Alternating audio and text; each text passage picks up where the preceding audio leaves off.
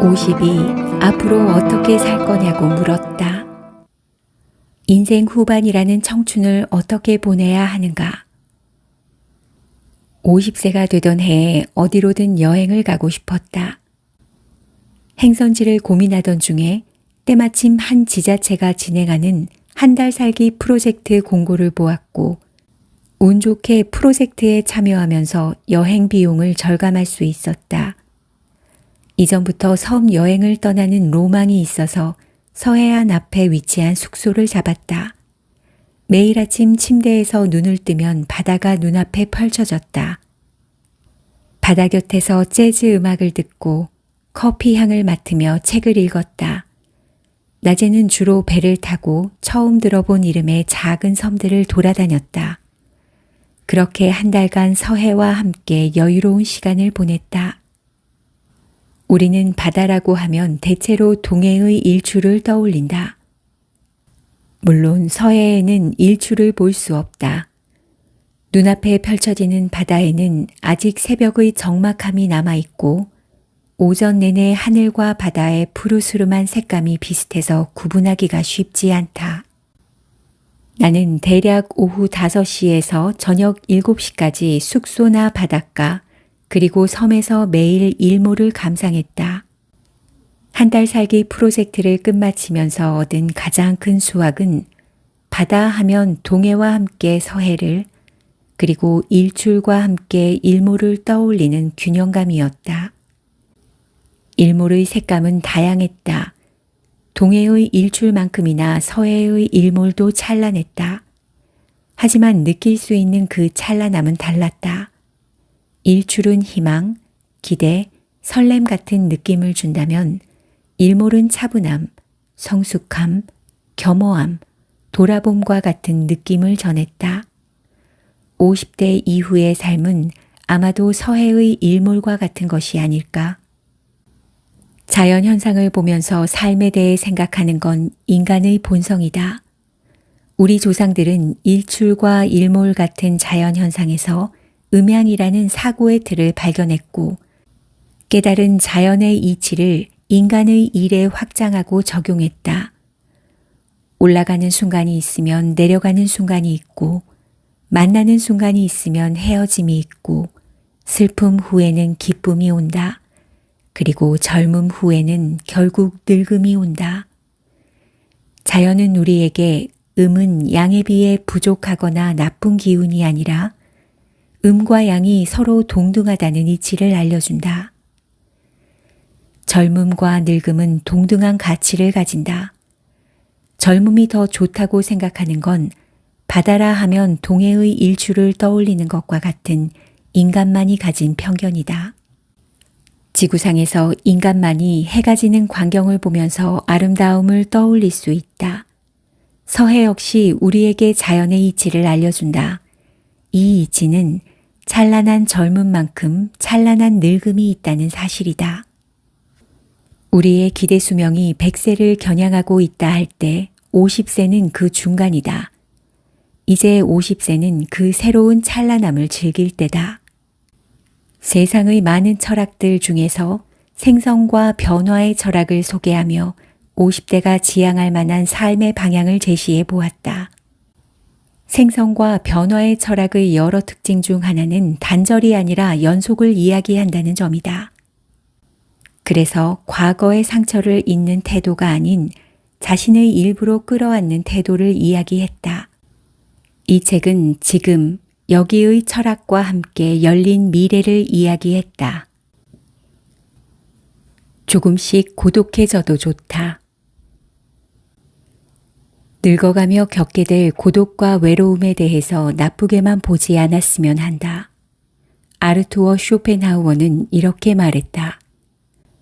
인간은 원래 오직 자기 자신과 완전히 융화할 수 있다.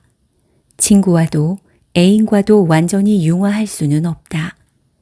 개성이나 기분이 다르다는 사소한 차이 때문에 언제나 불협화음이 일어난다. 그 때문에 진정한 평화이자 완전한 내면의 평정, 즉 건강 다음으로 이 지상에서 가장 중요한 재화는 고독 속에서만 발견할 수 있으며 철저한 운둔 상태에서만 지속적인 평정을 가질 수 있다.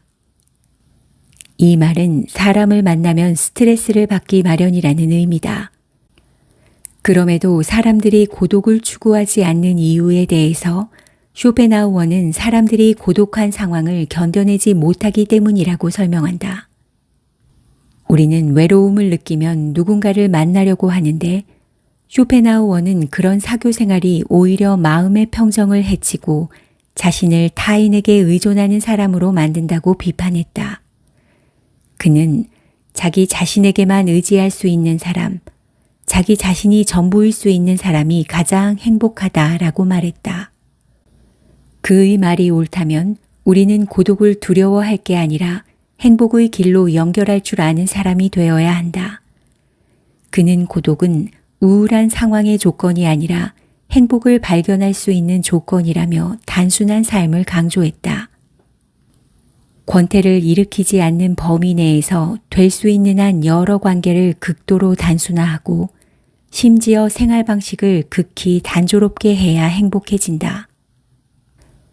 50대는 몸의 다이어트뿐만 아니라 인간관계의 다이어트가 필요한 시점이다. 스마트폰 연락처를 골똘히 확인하며 앞으로 남은 삶을 함께하고 싶은 친구의 명단을 만들어 보자. 아마도 명단에 그렇게 많은 사람이 있지 않을 것이고 대부분이 봐도 그만 안 봐도 그만인 사람들일 것이다. 분기별로 한 번은 만날 친구들 명단을 정리해보고 1년에 한 번은 만날 친구들도 명단으로 정리해 인간관계의 다이어트를 시도해보자. 그리고 고독에 빠지는 연습을 해보자. 매일 일정 시간을 할애하기가 어렵다면 주말 하루와 주중 저녁 하루 정도 이렇게 총 이틀 동안 자신만의 고독한 시간에 수행할 비밀스러운 일을 시작해보자. 더 나아가 이 연습으로 나만의 행복의 길을 한번 찾아보자. 50대의 자존감. 자존감은 성취감에서 나온다. 산에 가보면 여러 연령층이 있지만 등산객들은 평균 연령이 꽤 높은 편이다. 50대는 꿈을 향해 달렸지만 이룬 건 없고 나이는 먹어서 새로운 걸 시작할 힘은 없고 인생 뭐 있나 하는 좌절감, 상실감이 깊어지는 때라는 이야기다. 50대가 산을 올라 정상을 밟으면 나름의 성취감을 느낀다는 이 논리는 현대에서의 패배감을 등산의 성취감으로 보상한다는 분석으로 나온 결과물이다. 50대는 삶이라는 경쟁에 뒤처지는 이들에게 역전의 가망이 없는 때라는 말이 맞는가? 나는 성공과 행복처럼 추상적이고 모호한 개념은 되도록 쓰지 않는 게 정신건강에 이롭다고 생각한다. 왜냐하면 성공은 구체적인 실체가 아니기에 명확하지 않고 또 아직 경험하지 않은 입장에서는 역시 뜬구름 같은 개념이기 때문이다. 성공의 본래 의미를 제대로 활용하려면 우리는 성공보다 성취라는 말을 쓰는 것이 좋다. 우리는 성취를 경험하면 자존감이 향상한다. 무언가를 성취하면 스스로가 대견하고 자랑스럽기 때문이다. 그게 자존감이 아니겠는가? 자존감은 노력하고 성취하는 과정을 거치면서 목표를 달성하기 위한 자기와의 약속을 지킬 때 높아진다. 그럴 때 스스로를 더 사랑할 수 있다. 남을 무시하거나 내려다보는 우월감에 빠지면 진정으로 자신을 사랑할 수 없다. 우리는 흔히 자존감을 높이기 위해 칭찬을 자주 해주어야 한다고 생각한다. 하지만 근본적으로 이러한 칭찬도 결국 남의 시선에서 나온 결과다. 로젠버그는 꾸중이든 칭찬이든 둘의 출처는 같다는 점을 강조한다. 꾸중으로 자존감이 떨어지는 것 같으며 칭찬으로 자존감이 높아지는 것 같지만 실상은 남에 의해서 휘둘리는 구조라는 말이다. 그에 따르면 자존감은 스스로 자신에 대해 가치를 부여할 때 생긴다. 즉, 나라고 하는 존재에 대한 긍정에서 다시 말해 자신을 사랑할 때 자존감이 생긴다. 그런데 이상하게도 사람은 몹시 이기적인 존재임에도 스스로를 사랑하는 데는 인색하다. 로젠버그는 어느 날 5세인 브래드에게 아빠가 널 왜 사랑하는지 아니? 라고 물었다. 아빠는 왜 저를 사랑해요? 아빠는 너를 그냥 사랑해. 아빠는 내가 너여서 너를 사랑하는 거야. 로젠버그의 아들인 브래드의 나이는 현재 아마 50대를 훌쩍 넘겼을 것이다. 브래드가 어떤 인생길을 걷고 있는지 모르지만 5세의 브래드도 외부의 평가로 가치가 낮아지거나 높아지지 않는 것처럼 50대의 브래드 역시 어떤 외부의 평가로 가치가 낮아지거나 높아지지 않는다. 로젠버그의 말처럼 브래드는 바로 다른 누구도 아닌 브래드이기 때문에 브래드로서 가치가 있다. 우리도 마찬가지다. 자신이 어떤 처지에 놓여 있는지와 상관없이 스스로의 가치를 인정하자. 그리고 스스로와의 약속을 지키면서 살아가자. 그러면 우리의 자존감은 점차 높아질 것이고 그 결과 남들은 그런 우리를 좋아할 것이다. 과거는 잊히지 않는다. 길어야 15년이라는 강아지의 수명과 인간의 수명을 비교해 보자. 50년 넘게 살다 보면 과거의 기간이 늘어나는 만큼 좋았던 기억과 좋지 않은 기억도 누적된다. 대체로 사람들은 좋지 않은 기억은 빨리 잊고 되도록 좋은 것만 기억하자고 말한다. 좋지 않은 기억을 빨리 잊으면 좋겠지만 인간의 뇌구조는 기억을 그리 쉽게 잊게끔 설계되지 않았다. 잊겠다고 다짐해서 잊을 것 같으면 프로이드의 무의식이 왜 나왔겠는가? 기억을 잊는 게 아니라 애써 기억을 덮어놓았을 뿐이고 만약 잊었다 하더라도 그건 의식의 세계에 있는 기억일 뿐이다. 덮어놓아서 표면적으로 그 기억이 기억나지 않을 뿐이며 그 기억은 무의식에 그대로 새겨져 있다. 그러니 프로이드의 관점에서 과거를 잊자라는 말은 불가능한 것이고 의미 없는 조건이다. 그보다는 과거를 대하는 우리의 태도를 점검해 보는 편이 낫다. 행복이라고 하면 대체로 미래에 있을 행복한 무언가를 상상하는 경우가 많은데 감정은 오직 지금 느낄 수밖에 없는 현재의 문제다. 그러니 지금 행복하려면 우선 지금에 집중해야 하고 아직 내게 오지 않은 미래를 내다보기보다 의식 속이든 무의식 속이든 이미 내게 새겨진 과거를 다룰 줄 알아야 한다.